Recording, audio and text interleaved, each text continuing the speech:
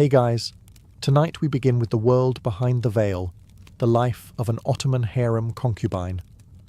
Often reduced to rumor or fantasy, the reality was far more layered, one of power, politics, beauty, and brutal competition, all housed within the gilded walls of the imperial palace.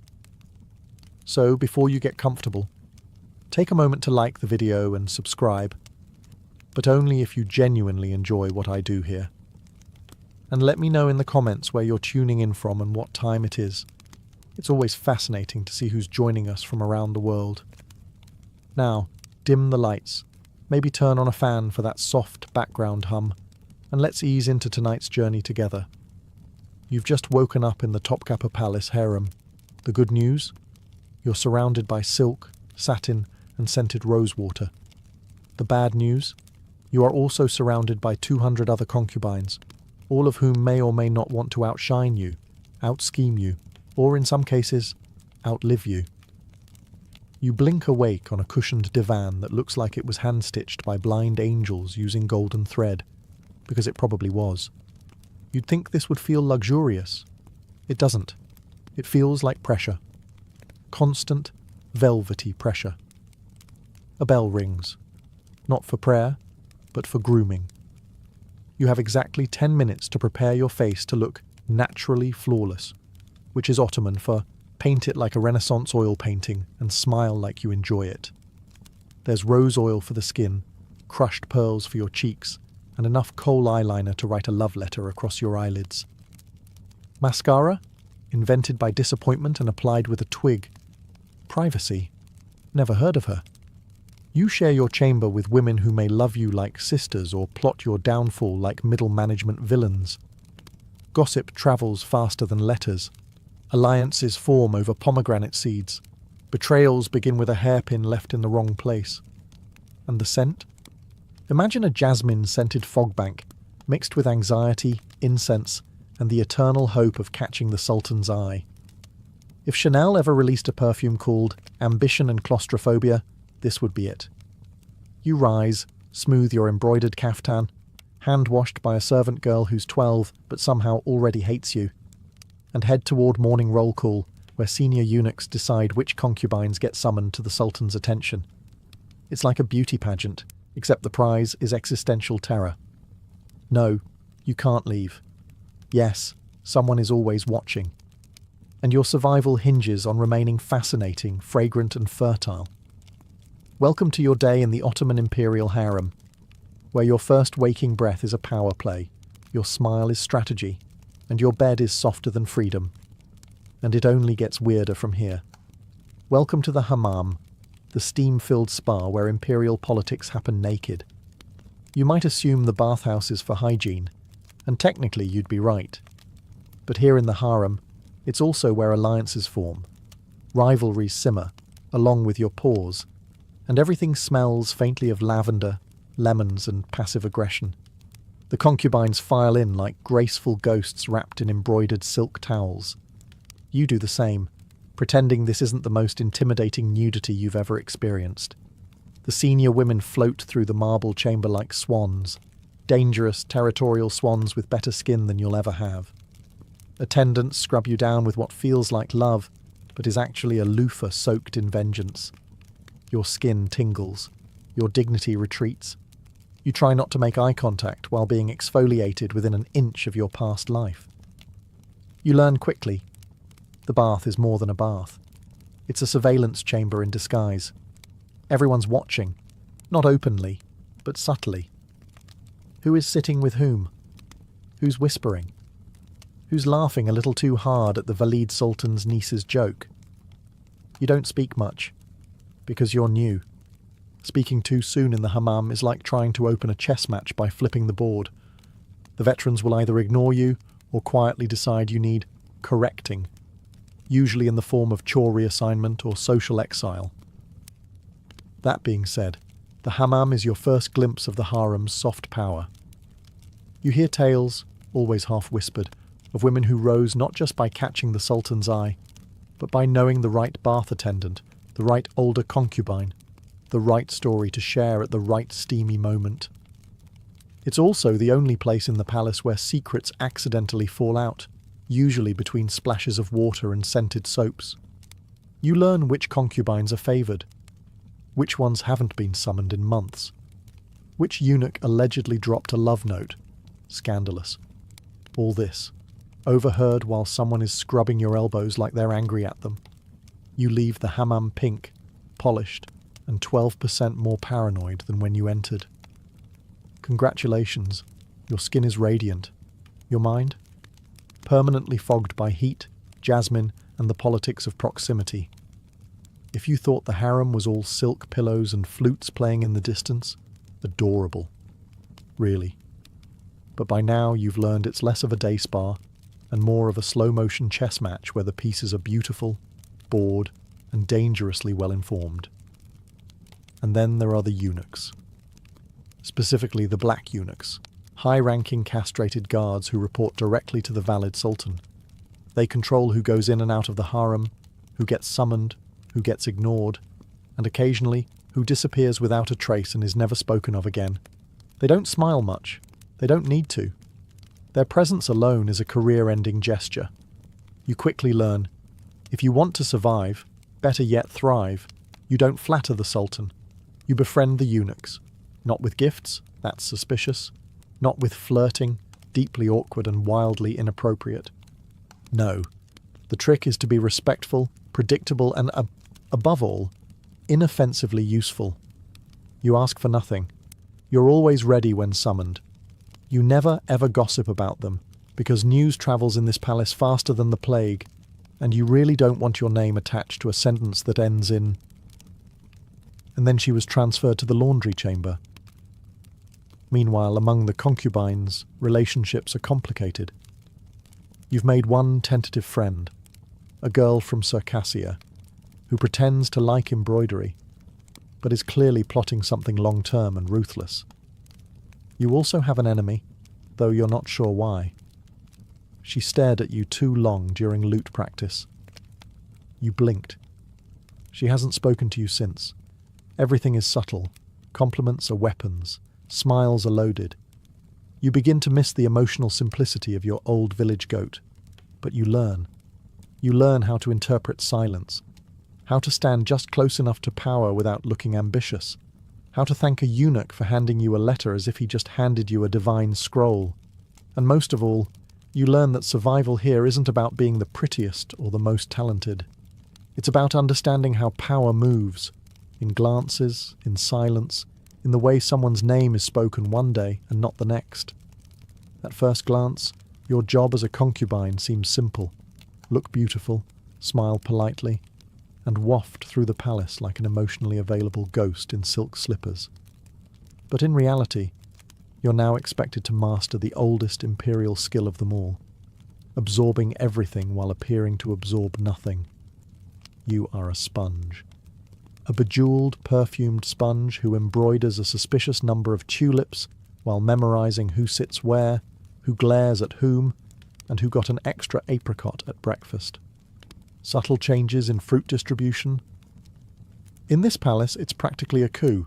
Your daily schedule now includes hours of training that sounds like finishing school but smells like political grooming.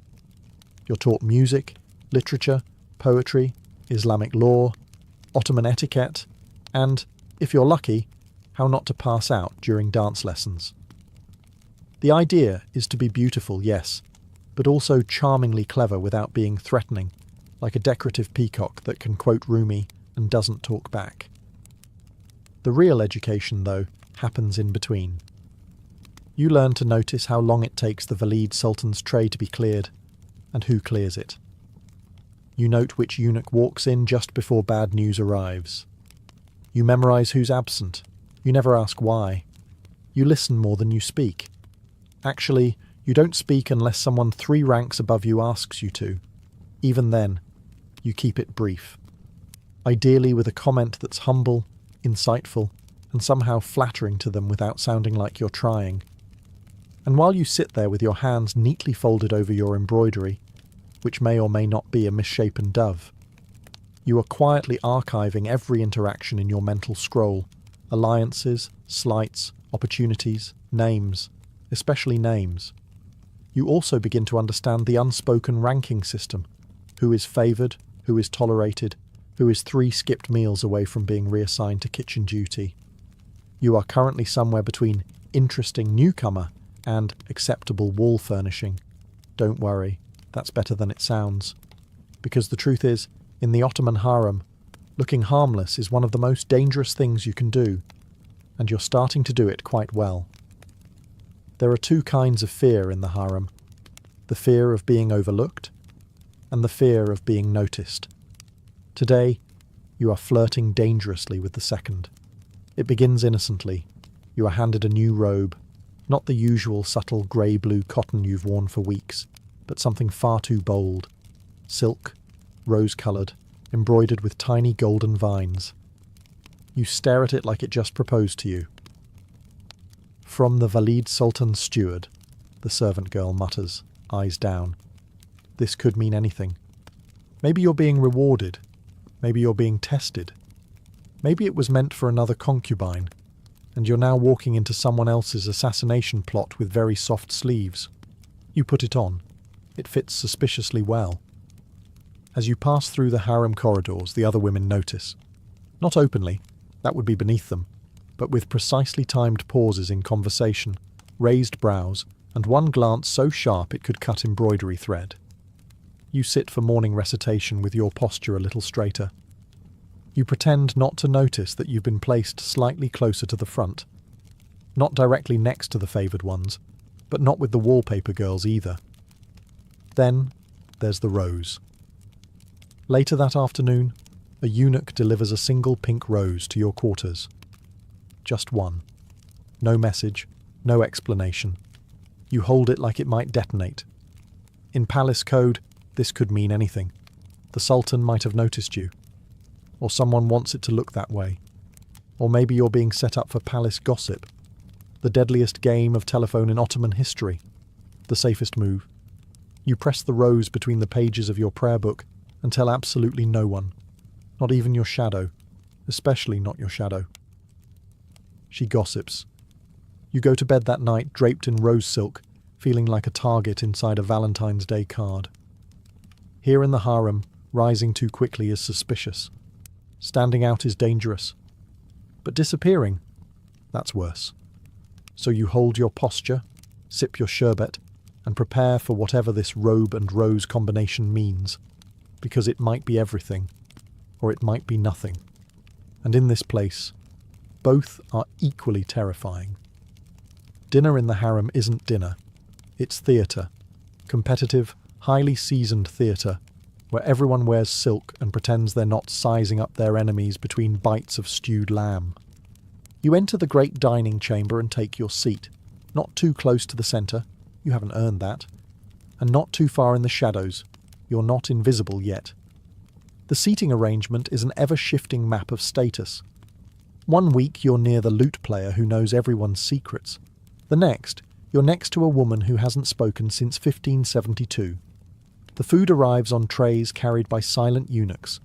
Bowls of saffron rice, pomegranate-studded pilaf, grape leaves, sweet sherbets in crystal glasses, all of it delicate, flavourful, and somehow emotionally threatening. No one rushes. That would be vulgar. You nibble slowly, gracefully, like someone who doesn't even really need food because she is nourished by poetry and intrigue alone. Conversations are hushed. Nobody laughs too loud unless they're trying to send a message. I'm confident enough to be cheerful in this snake pit. You nod politely. You smile just enough. You do not, under any circumstance, ask for more bread. Hunger is weakness. So is gluttony. Also, someone might be watching to see if you take 2 figs. You catch eyes with another concubine across the table. She's new. Or maybe she's old and reborn with a better tailor. Either way, her earrings are too large for her rank, and her smile is the kind that comes with long-term plans. You break eye contact before she decides you're a problem. Then comes the part no one ever admits, watching the eunuch enter. When he steps in, the air shifts. If he heads your way, a letter, an invitation, anything, you remain perfectly calm on the outside. Internally, your soul may or may not be breakdancing. If he doesn't, you nod as if this suits you just fine. You didn't want to be summoned anyway. You're busy, chewing suspiciously decorative grapes. By the end of dinner, nothing has happened. And everything has happened. Power has changed hands in eyebrow lifts and polite laughter. You rise, you bow, you leave. Still hungry, still smiling, still in the game. You try to sleep, which is adorable. Because the harem at night is like a theatre stage after the performance. Dim, hushed, but still full of tension. The lanterns flicker low, the fountains murmur outside, and you lie awake wondering if tonight is the night a eunuch knocks on your door. You know the rules. The Sultan chooses in secret, sometimes with intent, sometimes impulsively, sometimes because he saw a girl drop a fig with particular elegance. There is no pattern, no logic, just anticipation and silk-robed anxiety. Around you, the other women pretend to sleep. One breathes too loudly. Another keeps adjusting her veil like it might protect her from bad news or good luck. Everyone's pretending not to care. You care. Of course you care. You were handed a rose 2 days ago, and you're still trying to decide if it was a compliment or a warning. Maybe both. Maybe neither. Palace communication is like poetry written by a committee of spies. Suddenly, soft footsteps. A door creaks. Somewhere, a eunuch whispers a name. Not yours. You exhale. Relief. Disappointment. A cocktail of both served in an emotional silver goblet. You roll over and close your eyes, only for your mind to start staging imaginary conversations with the Sultan. In 3 different languages, all of which you're still learning.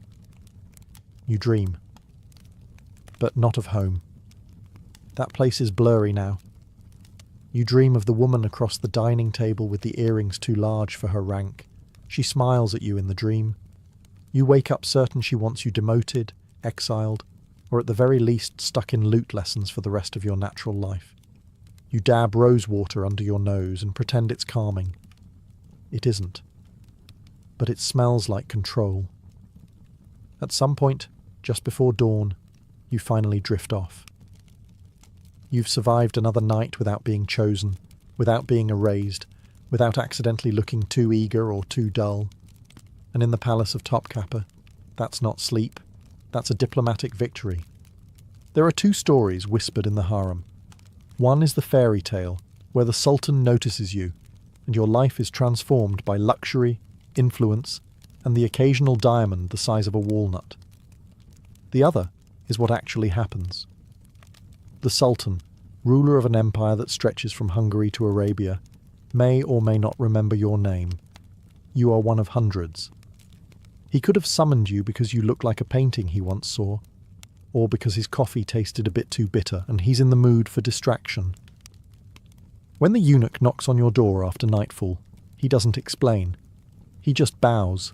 You rise, silently, heart pounding in your ears like a royal drumline. You are led through halls lit by lanterns and scented with sandalwood.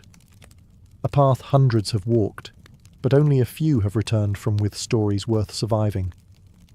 You arrive at a chamber where your reflection stares back from polished brass and tile mosaics. A final attendant adjusts your veil, adds 1 more drop of oil behind your ears, and gives you a look that says, "Smile, but not too much. Speak, but only if spoken to. And for the love of Allah, don't trip." You enter, and there he is, the Sultan. The man you've trained for, feared, imagined, and maybe accidentally dreamed about during Quran lessons. He is wearing silk robes and an unreadable expression. He says your name, the new one, not the one your mother gave you. He asks where you're from. You lie gracefully. You talk about poetry. He nods. Then he hands you a fig. What does it mean? Everything in the harem is a metaphor, and this fruit is no different. Is it a test of refinement? An invitation? A subtle indication of dietary preference? You take the fig, peel it gently, and offer a reply that sounds both elegant and mysterious. Something about sweet things hiding bitterness. You hope it sounds deep. It might just sound hungry. The night passes in conversation, music, and the occasional silence that feels like a judgment. When you are dismissed, it's with a nod. You are escorted back, alone, intact, and thoroughly bewildered. You have been noticed. And now, things are about to get complicated. You return just before dawn, walking softer than usual, as if stepping too loudly might break whatever spell you were briefly under. You slept, sort of. More accurately, you reclined next to the most powerful man in the empire and tried very hard not to sweat through your perfume. You were charming, you think. You definitely said something about poetry. Or maybe goats. You're not sure anymore. The eunuchs say nothing when you pass. That's good. Silence is always preferable to a knowing smirk. Back in the harem, the air smells different. Same jasmine incense, same rose oil in the hallway, but now it's seasoned with something new. Attention. The concubines don't look at you directly. That would be crass. But you feel their glances bounce off your shoulders like decorative daggers. At breakfast, your seating has changed, a little closer to the centre. Not too obvious, but enough to say, she might be relevant now. Your sherbet is slightly colder than everyone else's. It's the little luxuries that reveal everything. You're still you, still technically low in rank, still expected to attend lessons, still responsible for folding far too many embroidered towels. But now you're under surveillance. Not by the palace guards, by everyone else. Girls who never spoke to you before suddenly want to share their favourite verses from Persian poetry. A servant accidentally leaves a pomegranate on your tray, a fruit associated with fertility, which is about as subtle as dropping a baby cradle in your lap. Even your enemies become more polite. They nod slightly. Their eyes, however, remain sharp and amused, like cats watching a candle. The older concubines offer no expression at all. They've seen this before. Some of them were you, 5 years ago. 1 or 2 still might be. You spend the rest of the day doing what the harem trains you to do best, appearing neutral. You speak when addressed. You smile just enough. You move like you belong here, because now you sort of do. But the real trick? Not letting anyone know how you feel. Because in this palace, emotion is a currency, and yours is under heavy exchange. You've stepped onto the palace ladder now, the one no one talks about, but everyone's scrambling up in their softest slippers. It doesn't lean against a wall. It floats, shifts, and sometimes snaps in half under the weight of ambition. The first step, survive the attention. Your name, your new government-issued Ottoman name, is whispered more often now. Not loudly, of course, just enough that you begin to feel like a character in someone else's play. One day, you're complimented on your embroidery by a concubine who previously thought you were part of the furniture. The next, you're offered fig paste by someone who'd rather poison you than promote your breakfast. You decline. Politely. You've also been reassigned to a new chamber. It has 2 extra cushions, better lighting, and a mirror that doesn't distort your face into a medieval fresco. That's not generosity. That's a signal. You're rising. Slowly. Like steam in the hammam. Visible, fleeting, and occasionally scalding. And so begins the dangerous balancing act, known as strategic modesty. If you act too pleased, you're arrogant. If you act too humble, you're manipulative. If you trip on your robes and faceplant into the prayer mat, okay, that's just unfortunate, but they'll still talk about it. The Valide Sultan, the mother of the Sultan and CEO of all that glitters, starts to notice you. Not directly, of course, but her steward now nods at you in the hallway. That's basically an endorsement, or a warning, possibly both. Meanwhile, your peers begin dividing into categories: the friendly opportunists, the silent threats, and one terrifying girl who seems to live entirely on melon and revenge. You learn to navigate them all, with smiles that say, "I respect you," and eyes that whisper, "But I will absolutely outlive you." Pearls appear on your caftan one morning, small ones, at the collar, a gift, or a test, Or just pearls. You wear them carefully, like armor with excellent luster. Every gesture matters now. How you walk, how you bow, how long you hold someone's gaze. This isn't flirtation. This is diplomacy. In slippers, you're climbing, gently, carefully. And if you fall, the floor is paved with other girls who once had pearls too. There are moments in palace life that make your pulse trip over itself.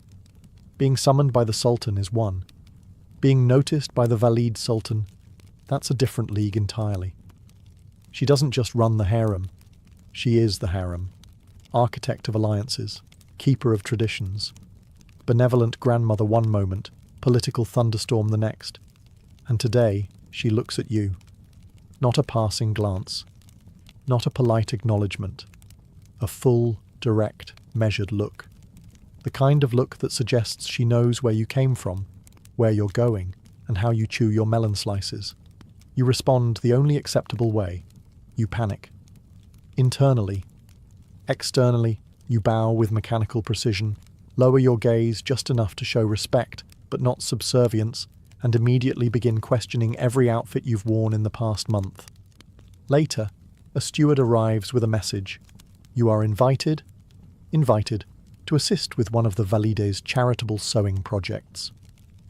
Translation: she wants to observe you in a room full of older, sharper women who can detect ambition at 500 paces. You arrive on time. Not too early. That's desperate. Not too late. That's suicidal. She sits surrounded by cushions, embroidery hoops, and the kind of silence that dares you to speak first. You don't. You thread a needle and pretend this doesn't feel like a job interview disguised as domestic servitude. The other women chat. Politely. The Valida listens. Occasionally, she asks a question. Where were you educated? What's your favourite surah? Have you ever met anyone who truly understands politics?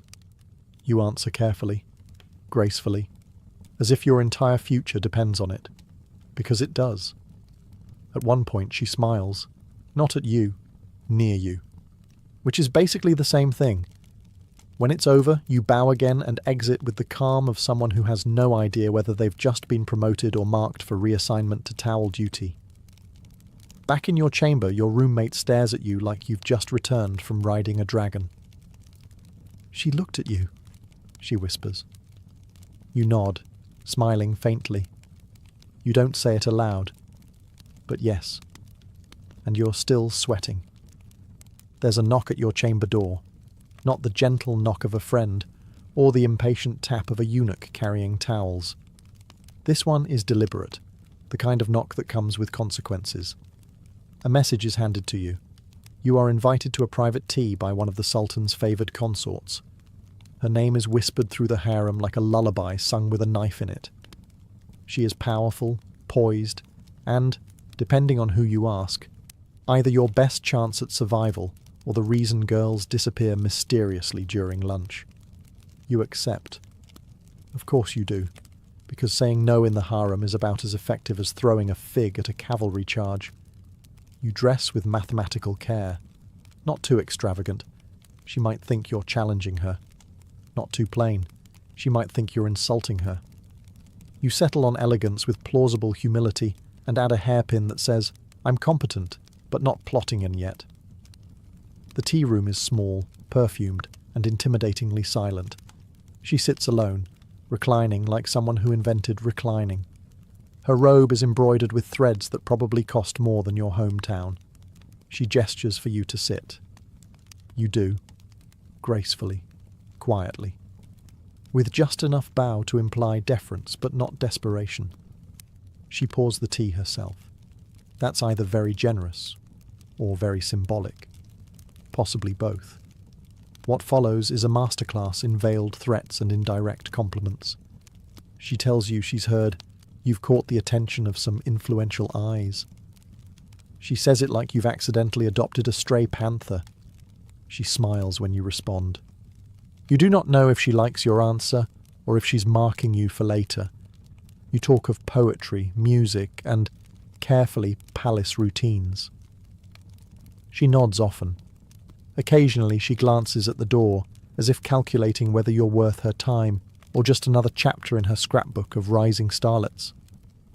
After the second cup, she dismisses you with a smile that could launch or sink a career. You return to your chamber exhausted and slightly unsure whether you've been recruited, warned, or subtly claimed. Either way, someone very important now knows your name, and that is both your greatest asset and your newest liability.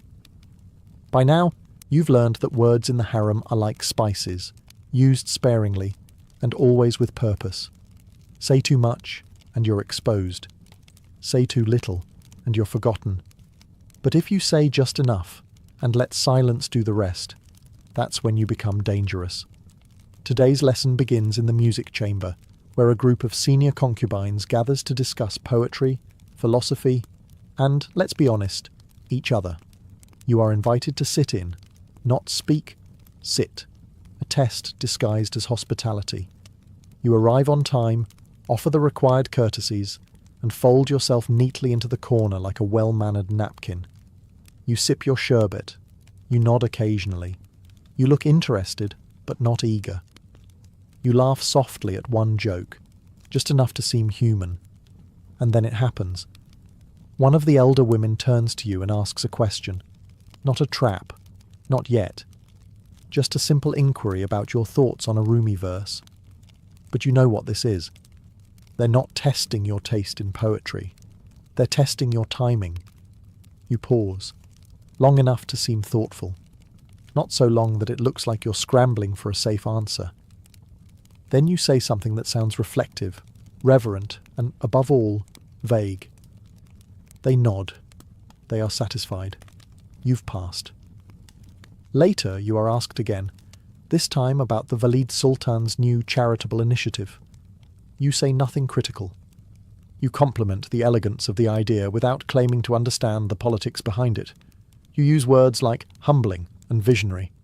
You are playing verbal chess with invisible queens.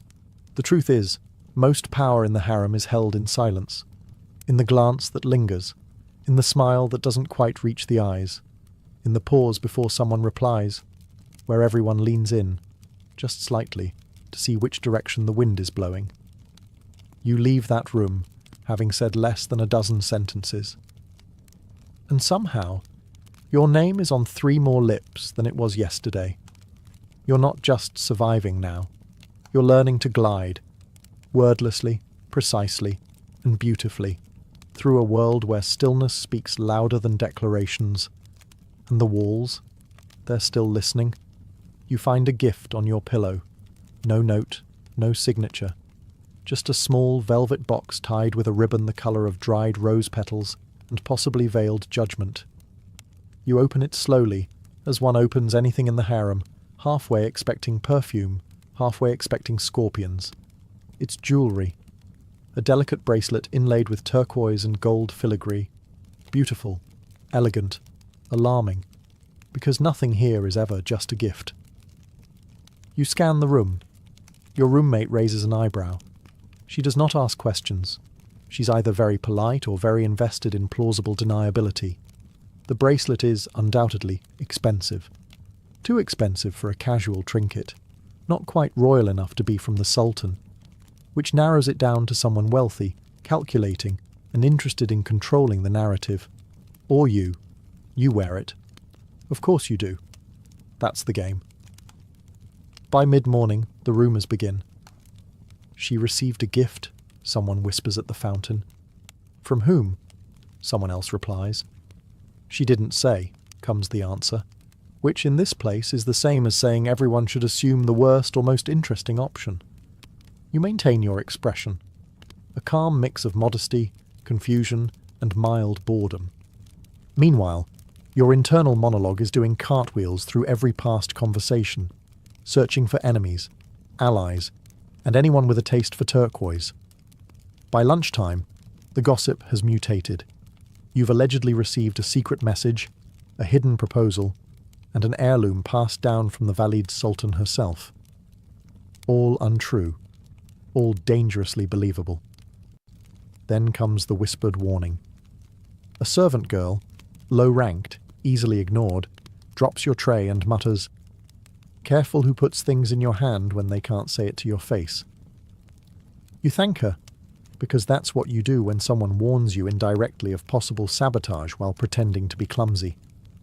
You keep the bracelet on, but you sleep with it tucked under your pillow, just in case. In the harem, a gift is rarely a gesture of affection. It's a test, a leash, a label, or a gentle reminder that your name is being spoken in rooms you haven't entered yet. And sometimes the most dangerous thing you can wear is not a smile, but proof that someone wants to claim you. One morning, just before the call to prayer, you're summoned.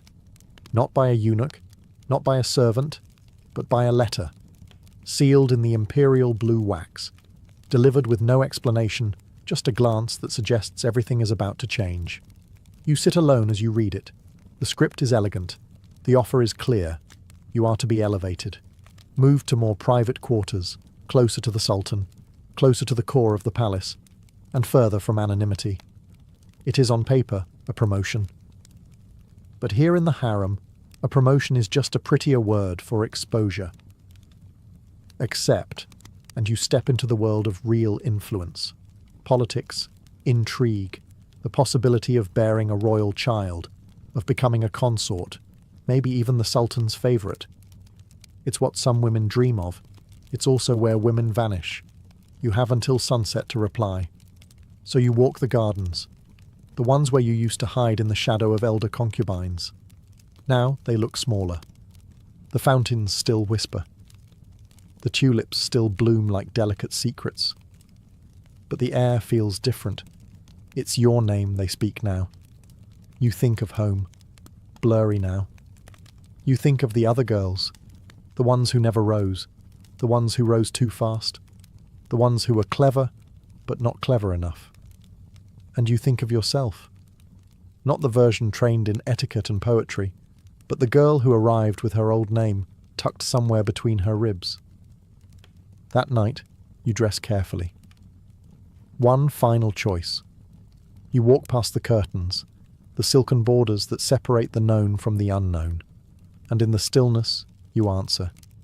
Maybe you rise, maybe you vanish, maybe your name is written into palace history, or maybe it's whispered one last time and folded away like a silk scarf in a drawer no one opens anymore.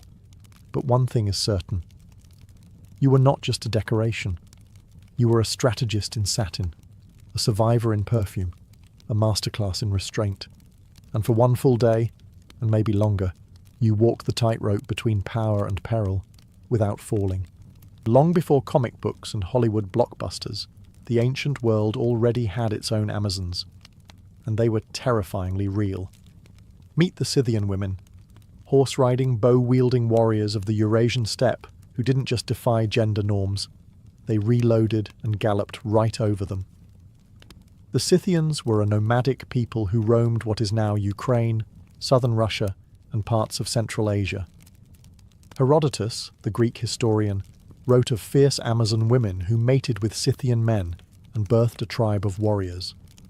For centuries, scholars chalked that up to Greek imagination and a little too much wine. But recent archaeology tells a different story, one with bone-deep proof. Excavations of Scythian burial mounds or kurgans have uncovered the remains of women buried with full warrior regalia. Swords, spears, quivers of arrows, and even battle scars. One teenager's skeleton, discovered in the Altai region, had arrowheads embedded in her spine, a grim but undeniable sign that she fought and died in combat. Some were laid to rest with their horses, clad in armour. These weren't ceremonial props, they were used and worn. This was a culture that didn't just allow women to fight, it expected them to.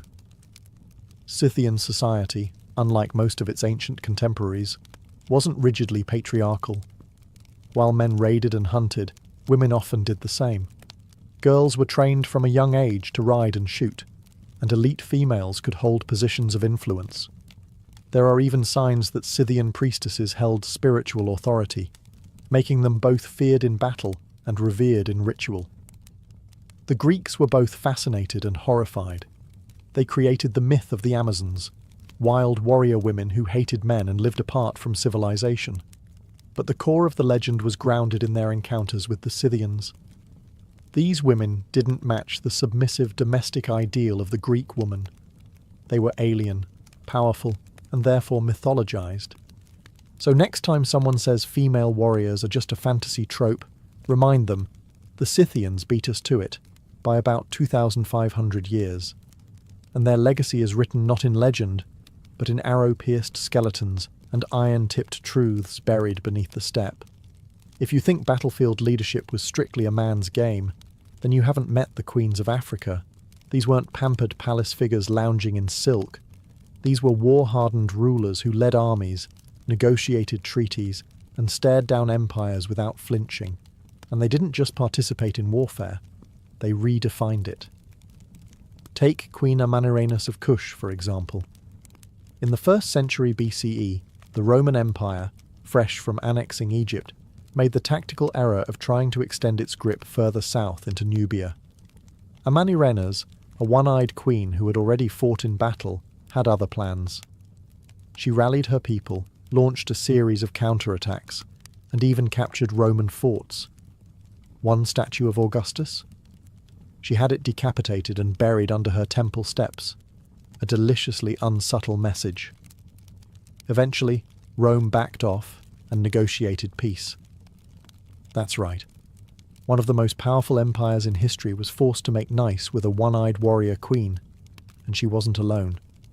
Across Africa, female leaders often doubled as military commanders. In the 16th century, Queen Amina of Zazzau, in what is now Nigeria, led cavalry raids across Hausa lands. According to oral tradition, she expanded her territory further than any ruler before or after her. Amina built walls around cities, developed trade routes, and more importantly, never let her gender limit her battlefield authority. Her soldiers respected her not just because she was queen, but because she could probably outfight most of them. Further south, the kingdom of Dahomey was protected by the Agoji, an all-female military regiment the French later nicknamed the Dahomey Amazons. These were not symbolic guards. They were frontline fighters, trained from childhood in weaponry, endurance, and discipline. They served as elite royal protectors and often led charges in battle. Some accounts even describe them as more aggressive than their male counterparts, possibly because they had more to prove, or maybe because they just enjoyed the job. These women weren't rare exceptions. In many African societies, women were expected to be capable, politically, economically, and militarily. They negotiated with colonizers, resisted conquest, and commanded troops. Their existence wasn't radical, it was cultural. So, the next time someone says history was written by men with swords, you might want to add, sure, but some of those swords were held by queens. When you picture ancient Greece or Rome at war, it's usually rows of male soldiers in bronze armor marching off to battle. But stay behind the front lines, and you'll find a different kind of warrior. One who didn't wear a tunic into combat, but picked up a weapon when the city gates were about to fall. Women in both Greek and Roman societies were often forced into defensive roles, and they didn't hesitate to rise to the occasion. In classical Athens, women were officially excluded from military service. Their roles were mostly domestic, religious, or symbolic. But when invaders came knocking, those lines blurred fast. During the Persian Wars, for example, Greek women acted as logistical support, running supplies, caring for the wounded, and in some desperate cases, throwing roof tiles from the city walls onto enemy troops. Not exactly the glamorous side of battle, but it made a difference. The Siege of Plataea in 429 BCE offers one striking moment. Women trapped inside the city took up arms, fought alongside the remaining defenders, and, according to Thucydides, played a vital role in the resistance. These weren't trained soldiers. They were citizens turned fighters. But war doesn't always wait for training. Over in Rome, women were technically barred from military engagement. And yet, Roman history is littered with tales of women taking charge when things fell apart. In the sack of Rome by the Gauls in 390 BCE, women reportedly negotiated with the invaders, offered their jewelry to fund defense efforts, and helped rally morale. During later conflicts, like the Second Punic War, Roman women often followed their husbands to military camps, some even acting as informal strategists or advisors. One particularly notable tale comes from the sack of Rome in 410 CE. As Alaric's Visigoths stormed the city, noblewomen like Proba and others are said to have opened their estates as places of refuge, armed their servants, and coordinated resistance within the urban chaos. These weren't passive victims. They were active participants in defense and survival. In the ancient world, warfare wasn't just fought with swords on a battlefield, it was fought with quick thinking, courage, and sometimes sheer desperation, and women were right there in the thick of it, defending their homes when no one else could. If you were a Roman governor in Britannia around 60 CE, your worst nightmare had a name, and it was Boudica. She wasn't just a queen. She was a force of vengeance, fire, and fury, with a knack for rallying an entire population of angry Britons into open revolt against the world's most powerful empire. Boudica ruled the Ursini tribe in eastern Britain. After her husband, King Prasutagus, died, he left his kingdom jointly to his daughters and the Roman Empire, an attempt to secure peace. Rome, being Rome, ignored the will, annexed the territory outright, publicly flogged Boudica, and, in an act so horrific it's still discussed today, had her daughters assaulted. This wasn't just political domination, it was humiliation, and Boudica would not let that stand. What followed wasn't a minor rebellion. It was an all-out war. Boudica became the face of the uprising, leading a coalition of tribes in a scorched earth campaign that shook Roman control to its core. First stop, Camulodunum, modern-day Colchester, a Roman town that was utterly razed.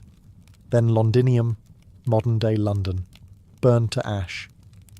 Verulamium, modern St. Albans, same fate.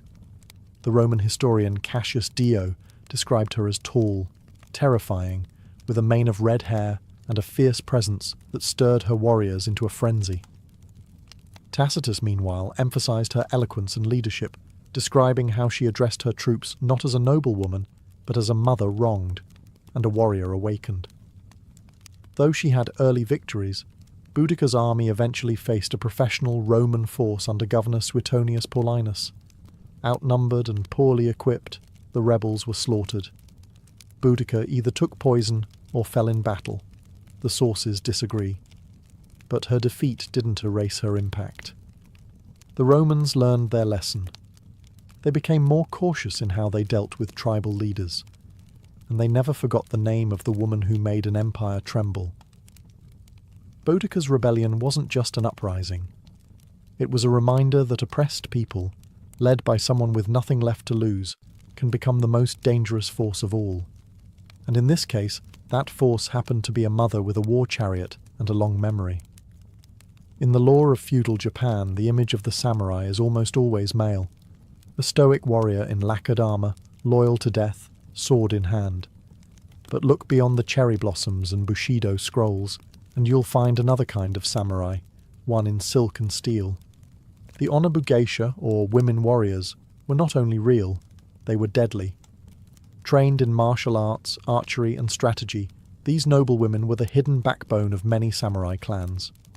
They weren't typically sent into open-field battles like their male counterparts, but when their homes, castles, or family honor were at stake, they fought without hesitation, and often without mercy. One of the most iconic Onabu geisha was Tomoe Gozen, a 12th century warrior who fought during the Genpei War. Described in the Heike Monogatari, Japan's epic of war and honor, Tomoe was said to be a peerless rider and remarkable archer who could cut down men with one sweep of her katana. She rode into battle like a tempest, wearing full armor, long black hair trailing behind her like a war banner. At the Battle of Owazu, she reportedly decapitated a rival samurai in single combat, a final blaze of glory before disappearing from history like a ghost on horseback. Then there's Nakano Takeiko, a 19th century fighter during the Boshin War.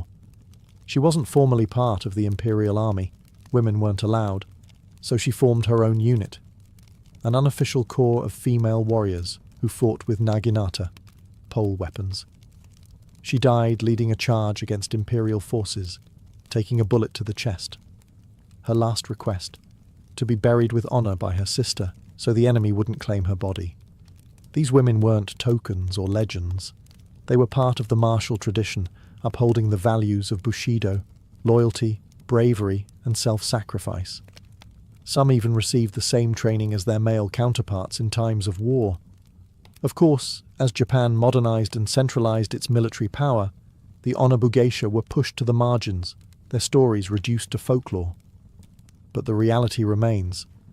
In Japan's blood-soaked history of samurai clashes and castle sieges, women's blades were sharpened just as often, and just as deadly. The Roman Colosseum, a monument to cruelty, entertainment, and testosterone-fueled violence. Lions, spears, slaves, and sweaty men locked in mortal combat. But what if we told you that sometimes the combatants weren't just men? That buried beneath the mythos of the Roman gladiator is the lesser-known reality of female gladiators, the gladiatrices. While they were rare, these women did exist, and they weren't there to serve snacks. They fought in front of roaring crowds, trained in the same ludi, gladiator schools, and were often treated with both titillation and terror. Roman emperors, especially the more theatrically inclined, like Nero and Domitian, loved the shock value of women in combat. Female gladiators were novelties, yes, but also formidable warriors in their own right. Evidence is scattered but compelling.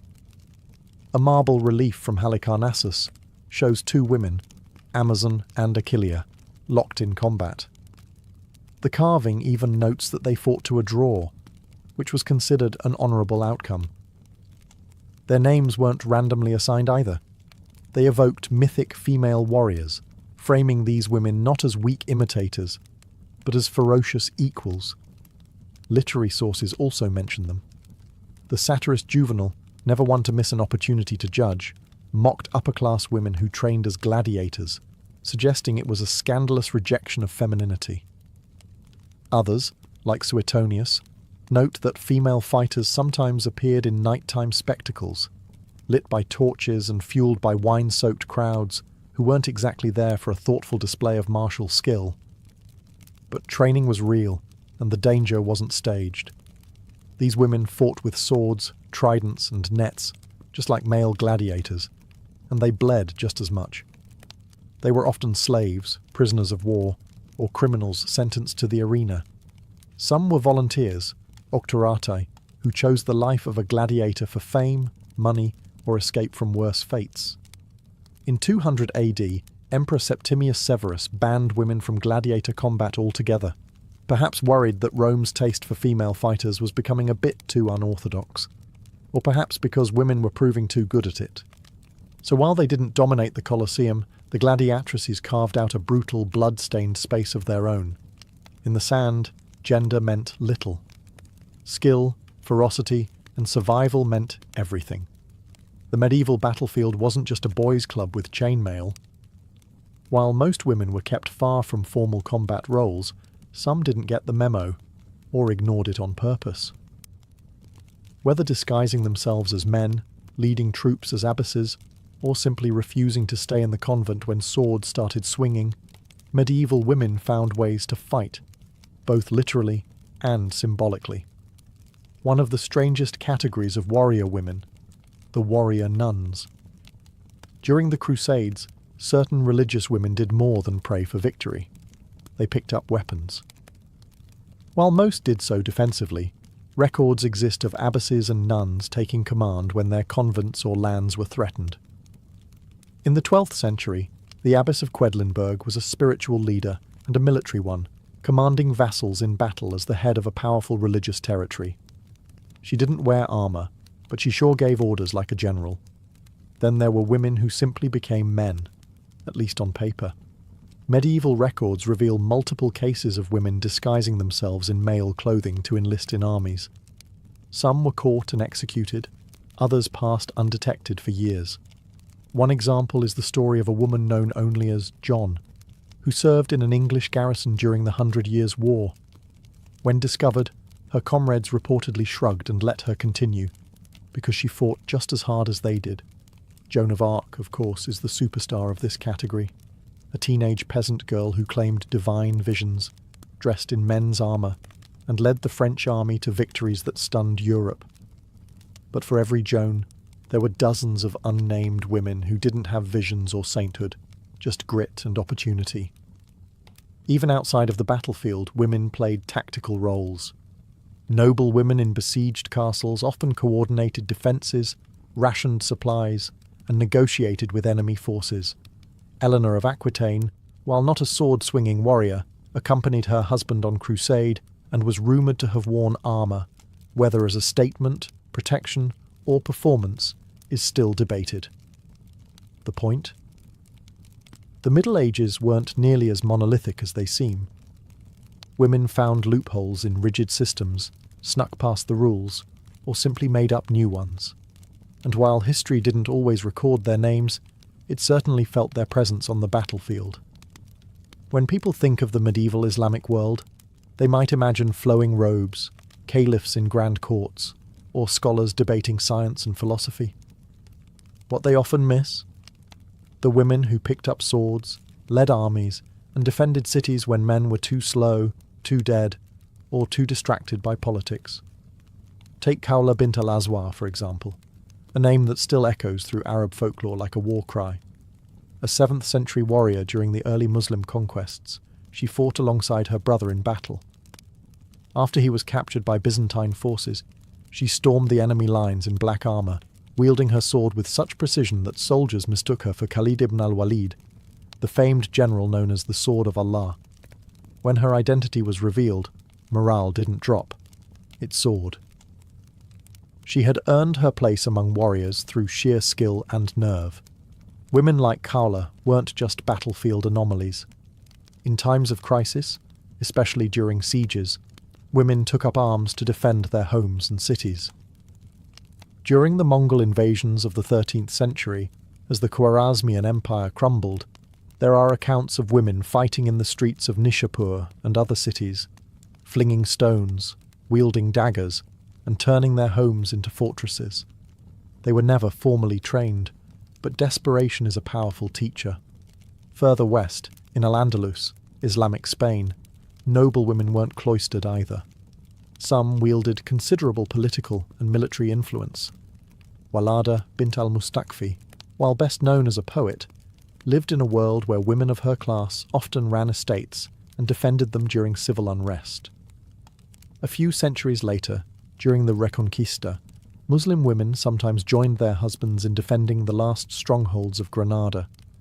There's also Sayyida al-Hurra, not a battlefield warrior, but a pirate queen. In the 16th century, she commanded fleets in the western Mediterranean, striking fear into European ships.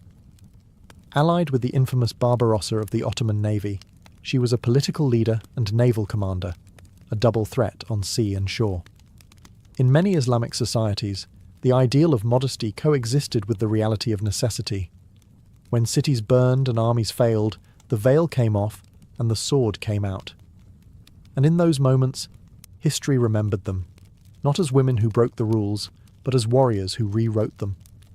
For centuries, history books told us that war was a man's domain. Men led, men fought, men died gloriously, while women waited, wept, or patched wounds in the background.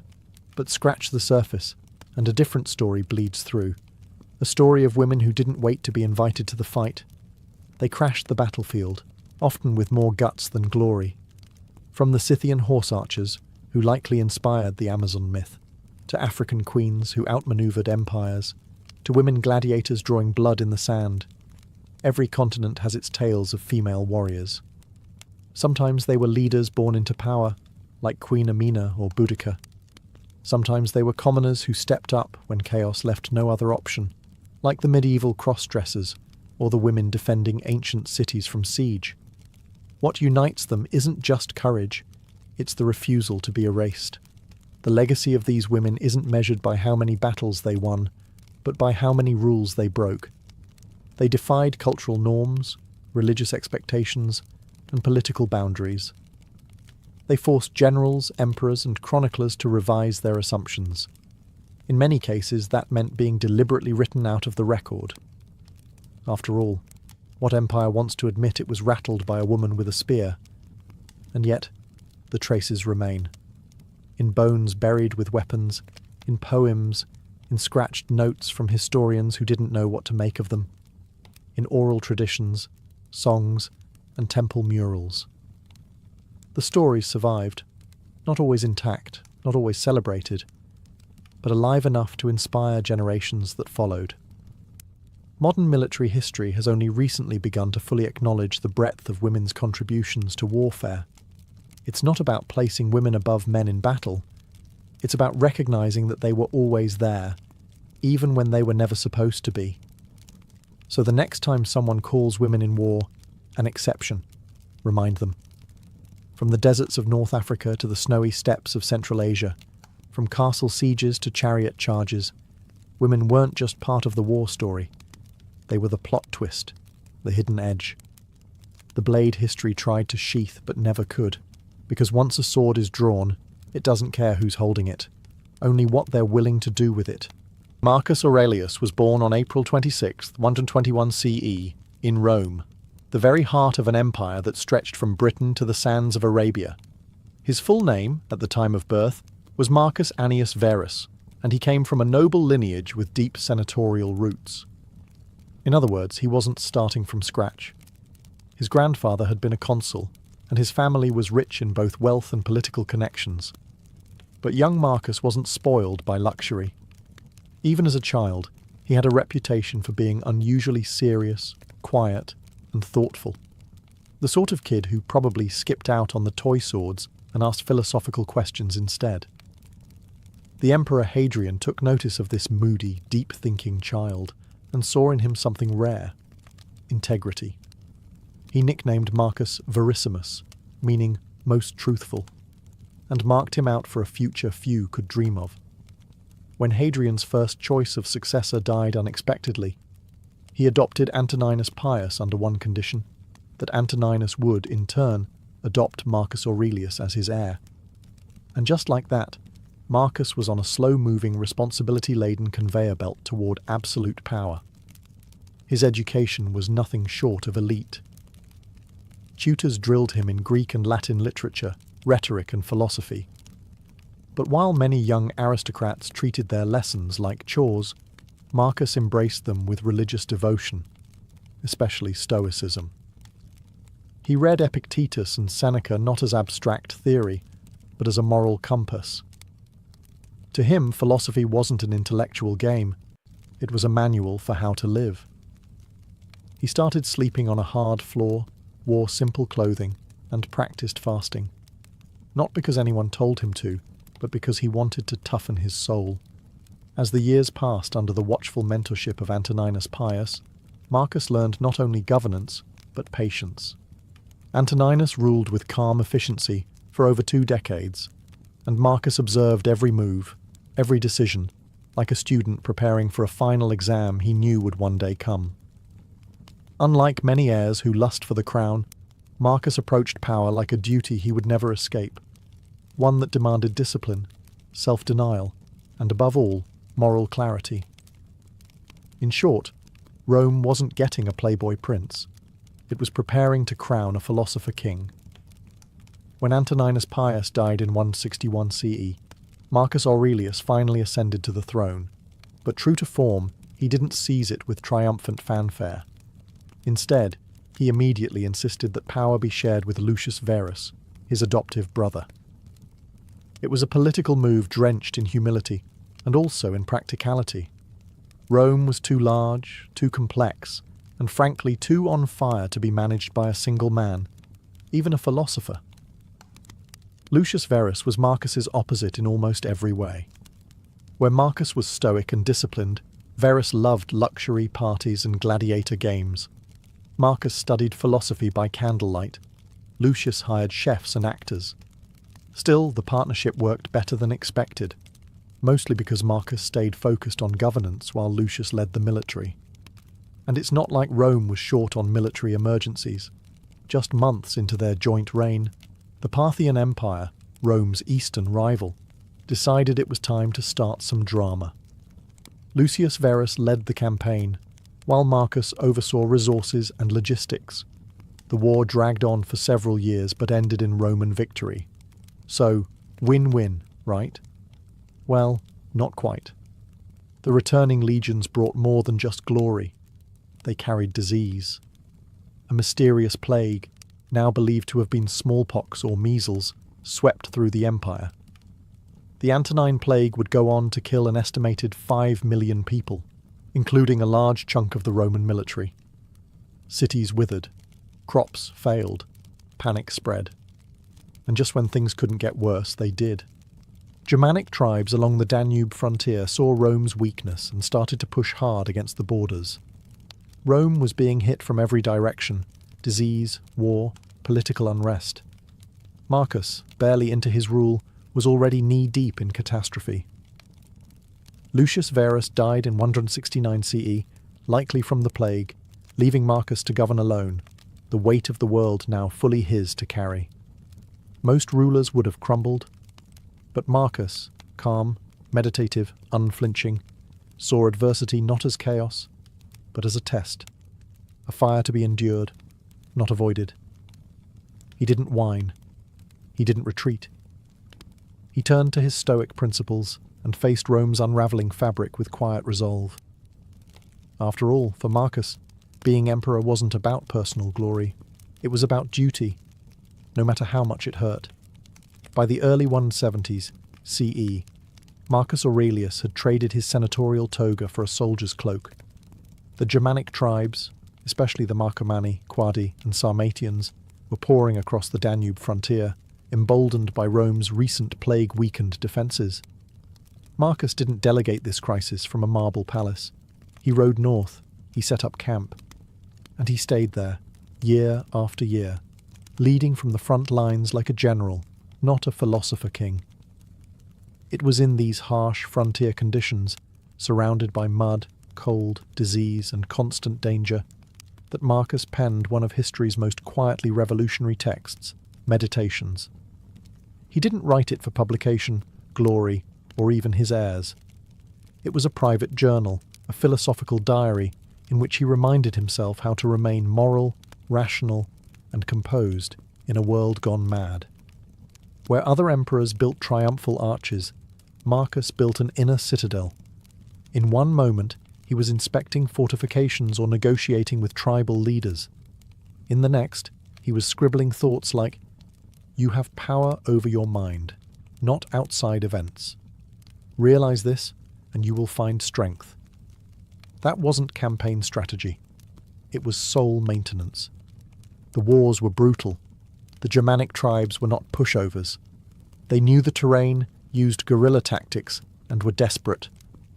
Yet Marcus pressed on, adapting Roman military tactics, reorganizing legions, and making hard choices, including granting slaves and non-Romans military roles in exchange for loyalty. Traditionalists grumbled, but Marcus didn't care. He needed bodies, not bloodlines. Despite constant pressure, Marcus refused to become cruel. While his generals urged scorched earth campaigns, he often opted for diplomacy. When cities were taken, he forbade unnecessary slaughter. When tribes surrendered, he offered them land and autonomy, not annihilation. Even on the battlefield, he clung to Stoic principles like a man clinging to a raft in a storm. The irony wasn't lost on him. The man who valued tranquility more than glory had become one of Rome's most battle-worn emperors. Yet he bore it all with grim grace. He wasn't fighting for conquest or fame. He was fighting to protect a crumbling empire, and perhaps to test whether philosophy could survive in the mud and blood of real life. Spoiler: it could. While Marcus Aurelius commanded legions and dealt with border invasions, his most enduring legacy wasn't forged with a sword, but with a pen. Amid tents, snow, and the groans of wounded soldiers, Marcus began writing what we now call Meditations, a collection of deeply personal reflections on life, virtue, suffering, and death. He didn't write it to impress anyone. These weren't public declarations or propaganda. They were reminders, to himself. Mental armor. Notes from a man desperately trying to stay humane while presiding over a world unraveling. Waste no more time arguing about what a good man should be. Be one. That's not the voice of an emperor basking in glory. That's someone reminding himself to live with integrity, even when no one's watching. The text reveals a constant inner struggle. Marcus battled not just Germanic tribes, but his own impulses, anger, pride, despair. In one passage, he reminds himself not to expect gratitude. In another, he muses that even emperors are forgotten dust. Soon you will have forgotten all things, he writes, and soon all things will have forgotten you. Cheery stuff, unless you're a Stoic. Stoicism, after all, wasn't about joy or control. It was about accepting reality, however brutal, and choosing virtue in every moment. For Marcus, that meant doing his job, showing up, leading justly, not losing his head when plagues and wars spun everything into chaos. He wasn't trying to escape suffering. He was trying to suffer well. Meditations was written in Greek, the intellectual language of the time, and filled with quotes from Epictetus and other Stoic sages. But it's also shockingly modern. Marcus worried about burnout. He advised himself to stay calm around difficult people. He reminded himself that fame is fleeting, pleasure is overrated, and death is natural. It's like the original self-help manual, minus the smiling influencer and affiliate link. What makes Meditations remarkable is its humanity. Here was the most powerful man in the known world, sitting by candlelight, trying to be decent, and often doubting he was. He didn't preach perfection.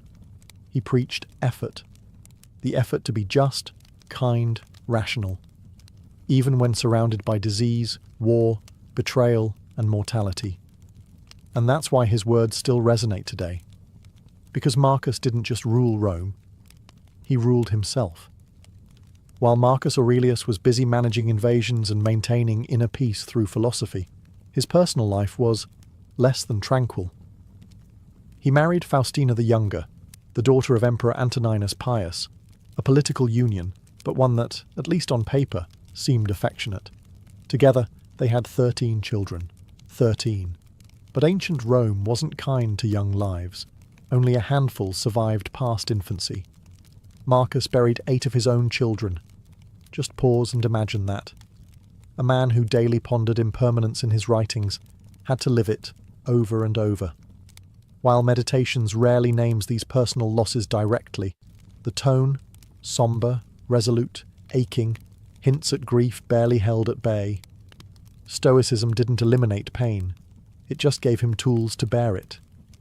Then there was the drama around Faustina.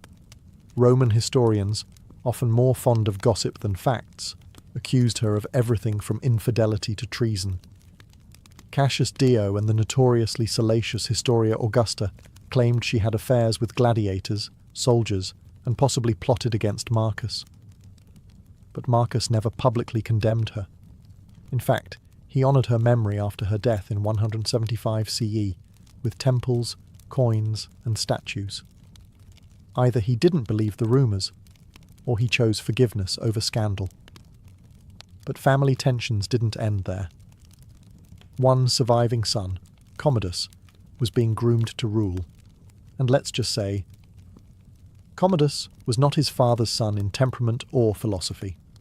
While Marcus was scribbling meditations on humility and restraint, young Commodus was reportedly more interested in extravagant displays, wrestling matches, and self-glorification. Still, Marcus clung to the Roman tradition of hereditary succession. Despite signs that Commodus might be a dangerous choice, Marcus refused to break with custom. He named Commodus co-emperor in 177 CE, a decision that would cast a long, dark shadow over his legacy. At home and abroad, the pressures mounted. Marcus rarely had a moment of peace, if not from external chaos, then from private heartbreak. But he never abandoned his duties. He continued issuing legal reforms, supporting philosophy, and stabilizing an empire beset on all sides by change and decay. Through it all, Marcus Aurelius remained composed, committed, and, above all, human. A ruler who was constantly tested, not just by the sword, but by the weight of love, loss, and legacy. As if plagues, invasions, and family tragedy weren't enough, Marcus Aurelius also had to contend with betrayal, the kind that cuts deepest when it comes from inside the tent. In 175 CE, a respected general named Avidius Cassius declared himself emperor. This wasn't some obscure provincial revolt. Cassius was the governor of Syria and a man Marcus had trusted with immense military authority. And it wasn't entirely his fault either. A false rumour had reached Cassius. Marcus was dead. Rather than verify the facts, Cassius moved fast. He accepted the imperial title, hoping to seize power before the Senate or other legions reacted. It was a classic case of Roman ambition, running faster than Roman news. The East braced for civil war. But Marcus, he didn't panic. He didn't scream betrayal. He simply began preparing for a march east, not for vengeance, but for reconciliation. Incredibly, Marcus even considered pardoning Cassius. He believed in clemency, in preserving unity above pride. His letters and thoughts show a man determined to prevent more bloodshed, even if it meant forgiving a man who tried to steal his crown. It was the ultimate stoic move, keeping calm, not just in chaos, but in the face of personal insult. But Marcus never got the chance to demonstrate that mercy. Before he could reach the east, Cassius was assassinated by his own officers, likely fearful of what the emperor's arrival would mean for them. His head was sent to Marcus as a gift. Marcus reportedly wept. To Marcus, rebellion wasn't just a threat to Rome's authority. It was a tragedy. It symbolized the weakening fabric of imperial loyalty, the creeping instability that would eventually choke the empire. In the wake of the rebellion, Marcus travelled through the eastern provinces, not with rage, but with ritual. He performed public ceremonies, reaffirmed loyalty, and ensured that no one, especially the soldiers, misunderstood his intentions. But the cracks in the empire were widening. The plague had hollowed out the population. The borders were still bleeding. And now even Rome's inner circle had begun to fracture. Marcus saw it all, and still believed in reason, in justice, in virtue. Even as Rome began to unravel at the seams, he tried to stitch it back together, one stoic breath at a time. As Marcus Aurelius approached the end of his life, he wasn't resting on laurels or reclining in a marble villa. He was once again on the frontier, knee-deep in military operations against the Germanic tribes along the Danube. Despite his age and deteriorating health, he returned to the battlefield, because duty didn't retire, and neither did Marcus. The Marcomannic Wars had dragged on for years, draining Roman resources and morale. Marcus knew this wasn't just about territory, it was about survival. The Germanic tribes weren't raiding for sport, they were being pushed south by other migrating groups, part of a domino effect that would eventually lead to the fall of Rome centuries later. But in the 170s CE, Marcus was still doing everything he could to hold the line. He reorganized the frontier defenses, resettled refugee tribes as loyal Roman allies, and continued writing philosophical reflections between campaigns. In one eerie passage from Meditations, he reminds himself, "Do not act as if you were going to live 10,000 years. Death hangs over you." These weren't abstract musings. They were the thoughts of a man acutely aware that his end was near. In 180 CE, while stationed in present-day Vienna, Marcus Aurelius fell seriously ill, likely from the same plague that had haunted his reign. According to sources, he summoned his son Commodus to his side and offered him advice. Whether philosophical, practical, or desperate is lost to history. What we do know is that Marcus died shortly after, on March 17th, 180 CE, surrounded not by senators or scribes, but by soldiers. His death marked the end of what many historians call the Pax Romana, the Roman peace.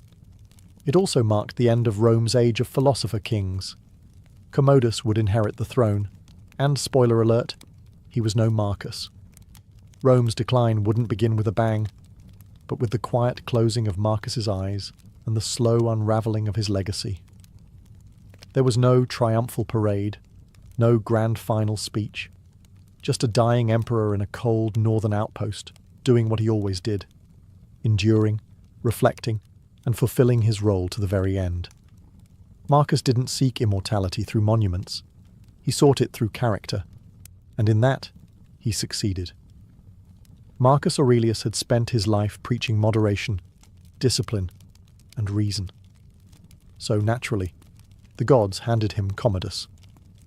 When Marcus died in 180 CE, he left the empire in the hands of a 19-year-old who seemed less interested in stoic virtue and more in gladiatorial cosplay. Commodus liked to dress as Hercules, battle in the arena, and refer to himself as the Roman Hercules, because humility clearly skipped a generation. This wasn't just embarrassing, it was catastrophic. Under Commodus, Rome descended into decadence, paranoia, and administrative chaos. He alienated the Senate, indulged in lavish spectacles, and executed rivals on a whim. Where Marcus had treated power as a sacred burden, Commodus treated it like a reality show prize. Bread and circuses became the rule of the day, so the question has haunted historians ever since. Why did Marcus, the wise philosopher, the reflective emperor, leave the empire to such a man? Was it blind love? A misjudgment? Or did Marcus, so bound to tradition and the Roman idea of dynastic continuity, feel he simply had no choice? In truth, Marcus had options. He could have chosen a capable general or senator as his successor. He could have broken with tradition, as Emperor Nerva once had, by adopting a worthy heir. But he didn't. He named Commodus co-emperor in 177 CE, perhaps hoping his son would learn by example. Spoiler: he didn't. It's one of the great ironies of ancient history, that the emperor who wrote Meditations, a work of enduring wisdom on human nature, couldn't or wouldn't prevent his own son from becoming the poster child for imperial failure. And Marcus wasn't blind to his son's flaws. There are hints, even in his writings, of disappointment and warning, about flattery, pride, indulgence, all traits that Commodus embraced with enthusiasm. Still, Marcus never disowned him. Whether out of love, obligation, or exhaustion, he passed the torch, and then watched the fire consume the house. Commodus's rule would end in assassination, and his death would plunge Rome into the year of the 5 emperors. It's a bleak postscript to a reign defined by stoic resilience. Marcus had kept the empire stitched together with wisdom and will. Commodus tore it open with ego and spectacle. And yet, perhaps the ultimate stoic lesson lies here too. Even emperors cannot control the future, only how they meet it. Marcus Aurelius died nearly 2,000 years ago, but his influence has never really left us. He was a rare kind of ruler, not just a man of power, but a man of principle. His meditations, scribbled during wars and sleepless nights, survived the fall of empires, the rise of religions, and the passage of time to become one of the most treasured philosophical texts in history. His legacy is paradoxical. As an emperor, he faced relentless war, plague, rebellion, and personal loss. Yet he remains admired, not for victories or monuments, but for his mind, his restraint, his compassion, his refusal to be corrupted by absolute power. He didn't style himself as divine. He didn't demand worship. He wrote, in plain Greek, how to be a better human. Do every act of your life as though it were the very last act of your life. Even modern thinkers, from statesmen to CEOs, athletes to psychologists, still quote Marcus Aurelius. His words appear on posters, in therapy sessions, in business guides, and in quiet moments of personal crisis. Why? Because he didn't speak like a king. He spoke like a flawed human trying, desperately, to stay upright in a collapsing world. Yet Marcus's legacy is also bittersweet. Despite his wisdom, his reign marked the beginning of the end for Rome's golden age. His son Commodus accelerated the decline, and future emperors would rarely match his dignity or restraint. It's as if Marcus was the empire's last heartbeat of moral clarity before the fever set in. And perhaps that's the most haunting part of his story, that the man who understood impermanence better than anyone left behind something strangely permanent. His empire crumbled, his bloodline faltered, but his meditations, raw, intimate, unpolished, survived. They survived because they were never meant to. They were never edited, never prepared for an audience, and that's what makes them immortal. They are the private whispers of a public man, the diary of an emperor who wanted nothing more than to live well, die justly, and leave the world no worse than he found it. And in the end, maybe that's all any of us can hope to do. Marcus did it, in sandals, on horseback, with a stylus in hand, one stoic breath at a time. In ancient Babylon, justice wasn't just handed down by kings, it was etched in stone for all to see. Around 1754 BCE, King Hammurabi commissioned a towering stele inscribed with what would become one of the earliest and most influential legal codes in human history, the Code of Hammurabi. Standing over 7 feet tall and written in cuneiform script, the black basalt monument was meant to project both order and authority. It didn't just govern, it warned. The Code of Hammurabi contained 282 laws covering everything from trade and family matters to theft and assault. But it wasn't democratic. These laws reflected a rigidly hierarchical society where penalties varied dramatically depending on your social status. For example, if a nobleman broke the bone of another nobleman, the punishment was to have his own bone broken, a clear case of the infamous eye for an eye approach. But if the same nobleman broke the bone of a commoner or a slave, the punishment was merely a fine. Justice in this system was proportional not only to the crime, but to the rank of the person involved. The laws emphasized personal responsibility and state authority. Builders whose poorly constructed homes collapsed and killed the inhabitants could be put to death. Merchants who cheated customers could face mutilation. Even family disputes were tightly regulated, with strict laws governing marriage, inheritance, and parental authority. Adultery, theft, and false accusation were especially harshly punished, often by execution or public shaming. What made the code revolutionary was not just its content, but its visibility. It stood in public spaces, carved with the image of Hammurabi receiving divine authority from Shamash, the sun god and god of justice. This wasn't just a legal document, it was propaganda, reinforcing the idea that Hammurabi ruled by divine right and that his laws were sacred and immutable.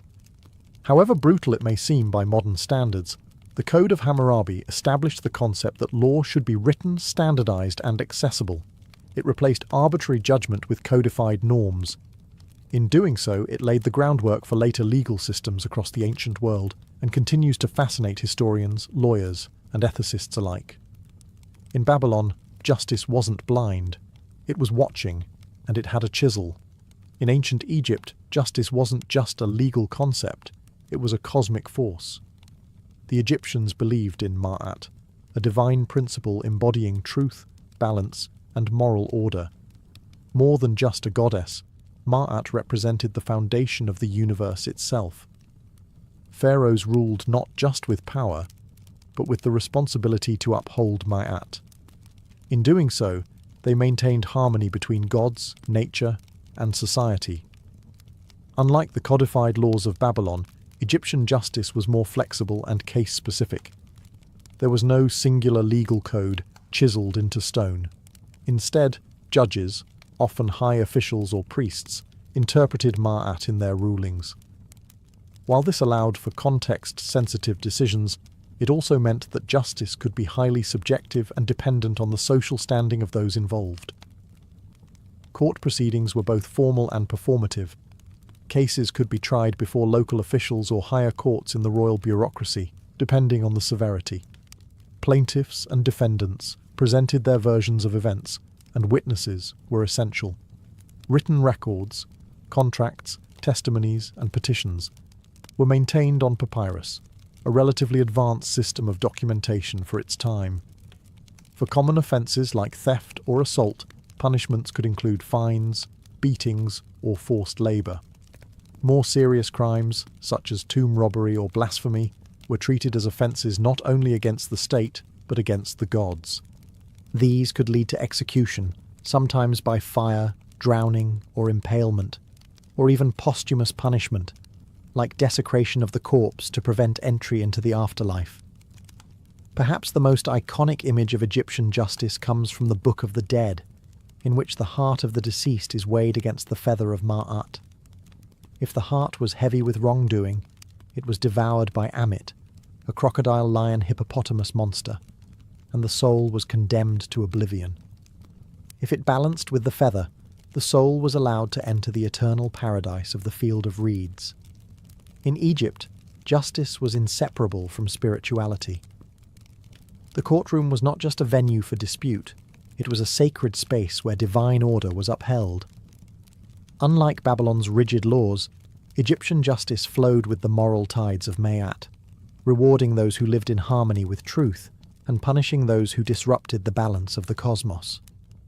In ancient Greece, particularly in Athens during the 5th and 4th centuries BCE, justice took on a radically different form from the divine or king-centered systems of Babylon and Egypt. The Greeks began experimenting with something revolutionary, a justice system grounded in citizenship, debate, and public participation. It wasn't perfect, far from it, but it laid the foundation for many modern legal concepts. Athenian democracy gave every male citizen the right to participate in the courts, both as a plaintiff or defendant and as a juror. There were no professional judges or lawyers. Instead, massive juries, sometimes hundreds strong, were randomly selected from the population. These jurors were responsible not only for hearing cases, but for deciding verdicts and penalties, all without appeal. Trials were short, often completed in a single day, and each side was allowed a set amount of time to present their case, measured by a water clock called a clepsydra. The types of cases ranged widely. Theft, slander, adultery, assault, property disputes, and even impiety, disrespecting the gods, could be brought to trial. While punishments for minor offences were often fines or exile, more severe crimes could lead to death, particularly in cases involving treason or religious sacrilege. Socrates, for example, was famously sentenced to death for allegedly corrupting the youth and disrespecting the gods. Importantly, Greek justice systems did not rely on a written legal code accessible to all. While some laws were inscribed publicly, much of the legal knowledge was held by a small literate elite, meaning outcomes often depended more on rhetoric than on precedent. A clever speaker, or a rich citizen who could hire a skilled orator to speak for them, had a clear advantage. Justice was tied closely to persuasion and performance. Athenians also used a form of preemptive justice called ostracism, in which citizens could vote once a year to exile someone from the city for 10 years. No crime had to be proven, just a consensus that someone had become too dangerous or powerful for the health of the state. Though flawed, ancient Greece introduced the idea that justice could be a collective civic responsibility, not just the decree of a ruler or priest. It was an early and chaotic experiment in legal equality that still echoes in today's courtrooms. In ancient India, justice was rooted in a profound and layered concept called dharma, a term that defies easy translation but roughly means duty, righteousness, and cosmic law. Unlike the law codes of Babylon or the civic trials of Greece, Indian justice was not just about right and wrong, it was about maintaining harmony in the universe, society, and the self. Dharma varied depending on one's age, caste, gender, and stage of life, making justice a deeply contextual and moral affair. The legal framework in ancient India was first formalized in texts known as the Dharma Shastras, with the most well-known being the Manusmriti, or Laws of Manu, compiled around the 2nd century BCE to the 3rd century CE. These texts weren't laws in the modern sense, but spiritual and social guidelines that shaped legal thinking for centuries. They defined everything from property rights and inheritance to marriage, contracts and punishments. The caste system was central to this legal vision. Brahmins, priests, kshatriyas, warriors, vaishyas, merchants, and shudras, labourers, were each subject to different rules and penalties. For instance, a Brahmin committing a certain offence might face a fine or temporary exclusion from rituals, while a Shudra committing the same act could be sentenced to corporal punishment or worse. Justice in this system was not blind. It was hierarchical, deeply tied to one's birth. Despite this, Indian justice was not entirely unforgiving. The concept of intent mattered, as did repentance. A wrongdoer could lessen punishment through penance or charity, and judges were encouraged to consider the moral and spiritual state of the accused. Kings often served as the highest judicial authority, advised by Brahmin scholars and ministers, blending divine law with royal decree. Trials could involve ordeals, especially when evidence was inconclusive. These included holding red-hot iron, walking through fire, or retrieving objects from boiling oil, believed to reveal guilt or innocence based on divine will. Such methods were seen as a last resort, not standard practice. Above all, justice in ancient India aimed to restore cosmic balance. It wasn't just about punishing crime, it was about righting spiritual wrongs, correcting social disorder, and guiding souls back toward Dharma. It was a justice system where morality, religion, and law were inseparable. Across the ancient world, when legal systems hit a wall, when evidence was lacking, witnesses unreliable, or accusations unprovable, societies often turned to the gods to decide. One of the most dramatic and terrifying ways this happened was through trial by ordeal, a practice used in multiple cultures, including Babylon, India, and later medieval Europe. The idea was simple but brutal. If human justice couldn't determine guilt, divine justice would intervene through pain. In Babylon, one common ordeal involved throwing the accused into a river. If they floated or survived, the gods had spared them, and they were declared innocent. If they drowned, guilt was confirmed, though inconveniently, the dead could no longer be punished. This method reflected a deep belief in divine oversight, as water was seen as a sacred and impartial force. In ancient India, as outlined in the Dharma Shastras, multiple forms of ordeal existed. These included walking across hot iron ploughshares, retrieving coins from boiling oil, or surviving exposure to venom. The logic wasn't cruelty, it was divine arbitration.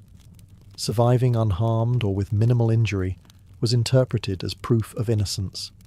The gods, it was believed, would not allow the innocent to suffer without cause. Though horrific by modern standards, trial by ordeal wasn't always purely physical. In some cases, it involved oaths taken in sacred spaces. Swearing on a holy object or invoking a deity's wrath was thought to bind the speaker to truth. Lying under such conditions was believed to invite divine punishment, either immediately or in the afterlife. The psychological power of ordeal was immense. It could terrify the guilty into confession and bolster the faithful's belief in cosmic justice. But it also revealed how fragile human legal systems were, how deeply ancient peoples felt the need for something beyond human judgment. Ordeals were usually a last resort, a way to settle cases no one could otherwise resolve. Despite their reliance on supernatural outcomes, ordeals reflected a desire for fairness. They were brutal, yes, but they were also democratic in a strange way. Kings and peasants alike could be subjected to them. In the absence of forensics or due process, suffering became a courtroom, and the gods were expected to serve as judge, jury, and executioner. In ancient Egypt, justice was not administered by impartial courts or elected juries. It flowed directly from the divine authority of the pharaoh. As both king and living god, the pharaoh was seen as the earthly embodiment of Ma'at, the principle of truth, balance, and cosmic order. This meant that maintaining justice wasn't just a political duty, it was a sacred obligation. The pharaoh had ultimate legal authority. His word could overrule any judgment, command the execution of criminals, pardon the guilty, or rewrite laws at will. This concentration of power was justified not through human logic, but through divine sanction. To disobey the pharaoh was to disrupt the harmony of the universe. But the pharaoh didn't govern alone. A vast bureaucratic system extended across Egypt, from royal officials in the capital to local magistrates in provincial towns. These officials acted as judges, scribes, and investigators. Their decisions were guided by royal edicts and the principles of Ma'at, rather than a formal legal code. Written laws were rare and largely case-based, passed down through precedent and scribal training. Courtrooms varied in size and importance. In local villages, disputes might be handled by a council of elders or temple priests. In major cities, formal judgment halls heard complex cases involving property, theft, assault, and inheritance. Proceedings were recorded in meticulous detail on papyrus scrolls, many of which survive today, giving us a rare window into how ancient Egyptians argued and judged. Trials included elements of both testimony and written evidence. Plaintiffs and defendants gave their accounts, often under oath. Witnesses were called, and physical evidence, when available, was considered. False accusations were taken seriously, and if proven, could result in the accuser receiving the punishment intended for the defendant. Punishments varied widely, from restitution and fines to flogging, forced labour, or execution. Crimes against temples, tombs, or royal property were treated with special severity. Yet, the system also emphasised rehabilitation and compensation. In many cases, wrongdoers were given opportunities to make amends, particularly if they confessed voluntarily. What made Egyptian justice unique was its fusion of absolute monarchy and moral expectation. The pharaoh may have ruled with unchecked power, but he was expected to wield it with fairness. In the eyes of his people and his gods, a just ruler wasn't merely feared. He was revered as the guardian of cosmic balance. While divine kings and priestly classes dominated justice in many ancient civilizations, ancient Greece, particularly democratic Athens, took a dramatically different approach. Justice was no longer the exclusive domain of gods and monarchs. It became a public duty, shared and enacted by citizens through councils and popular assemblies. In Athens, the administration of justice rested primarily with two major institutions: the Ecclesia, the citizen assembly, and the Heliaia, a massive popular court composed of citizen jurors. Rather than being handed down from rulers, law and justice were shaped by everyday male citizens who took turns participating in governance. Laws were proposed and voted on by the assembly, while trials were conducted by large juries, sometimes numbering 500 or more, to prevent bribery or manipulation. There were no judges in the modern sense. Instead, magistrates, selected by lottery or popular vote, organised trials and ensured procedures were followed. However, it was the jurors, drawn randomly from citizens over the age of 30, who decided the verdict.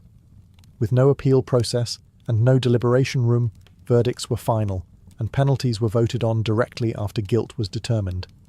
This system favoured persuasive speech over evidence. Defendants and plaintiffs had to represent themselves or hire skilled orators to write speeches on their behalf. Rhetoric was everything, and clever manipulation of public emotions could sway the outcome. While this system promoted civic participation, it also meant that justice could be uneven, less about law and more about persuasion.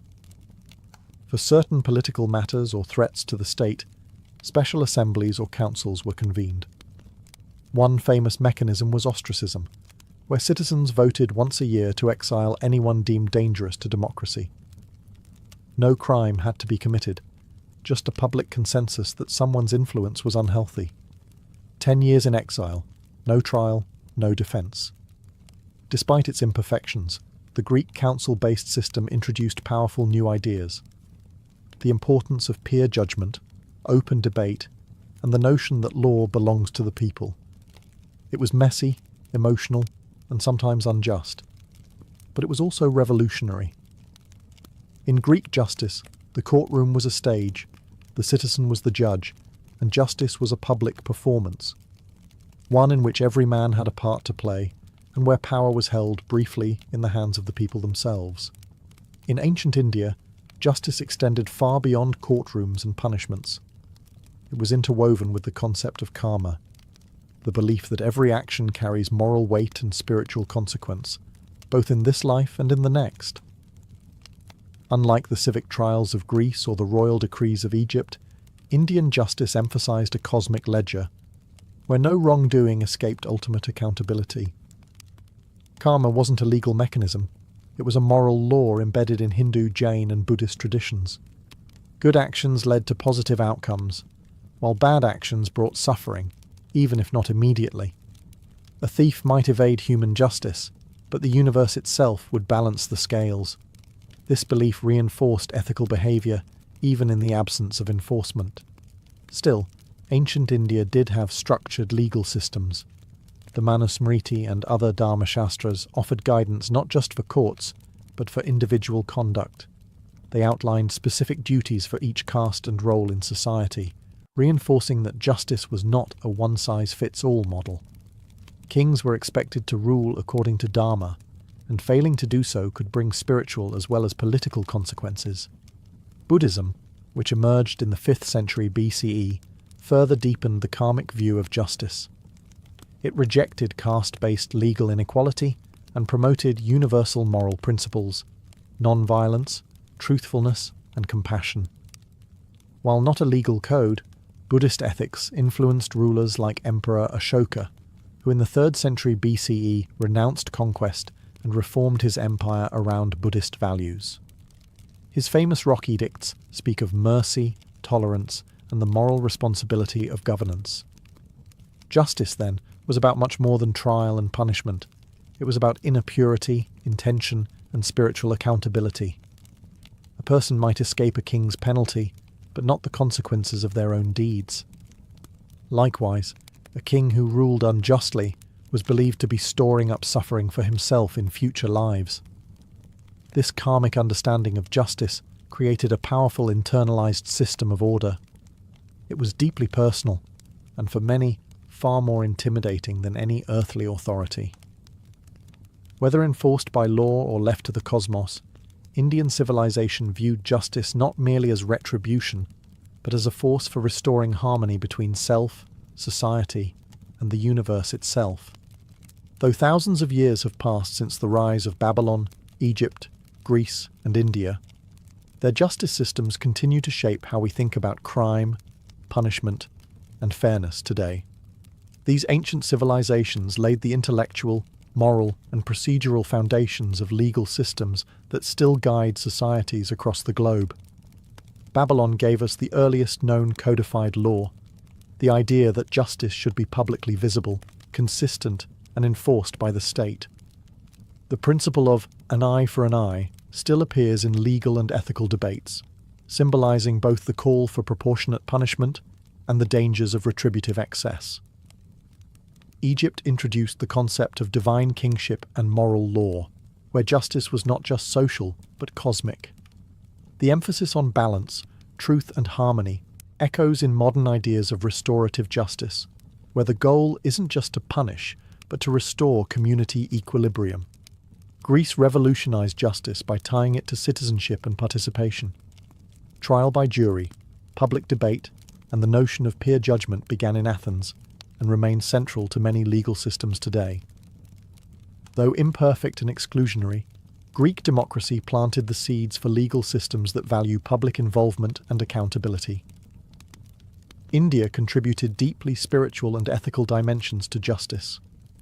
The concepts of dharma and karma added a moral backbone to legal systems, encouraging personal responsibility and self-regulation. Even today, Indian law reflects a hybrid system where British legal structures coexist with religious and customary laws, demonstrating the enduring power of ancient traditions.